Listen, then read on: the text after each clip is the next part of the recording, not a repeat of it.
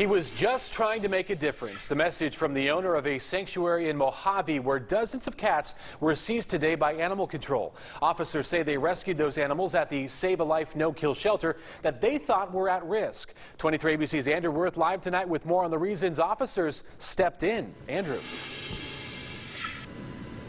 Yeah, Tim, Kern County Animal Services says they were first notified about this potential problem at the beginning of June. And now more than 2 months later, after dozens of cats have been removed from that shelter, they are now being treated here at the Kern County Animal Services shelter.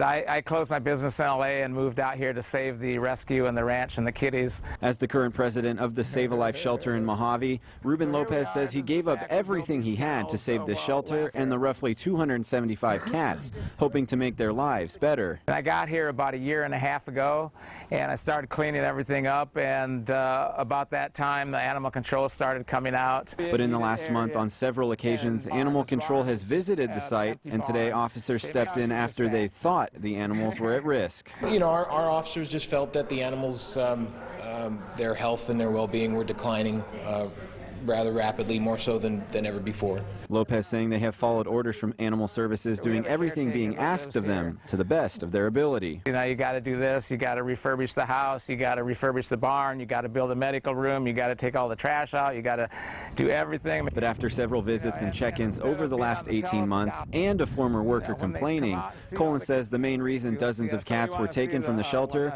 was because of their declining health. This particular property, this particular search warrant, is just a culmination of about 1.5 years of working with the owners, and it got to a point where the department felt that we needed to take appropriate action to make sure we protected the health and safety of the animals. But Lopez feels Animal Services is unfairly targeting his rescue. Now Lopez says their next move could be in the courtroom. We're trying to do everything we can for the animals, and animal control is doing everything they can to stop us. So that's where I'm at, and we're appealing all the seizures, and we have an attorney, and we're fighting back. And as for those cats, nearly 50 of them remain here in Bakersfield being treated by area vets, while more than 200 of them are deemed healthy and will remain at the Mojave shelter. Outside the Animal Services Center, Andrew Worth, 23 ABC.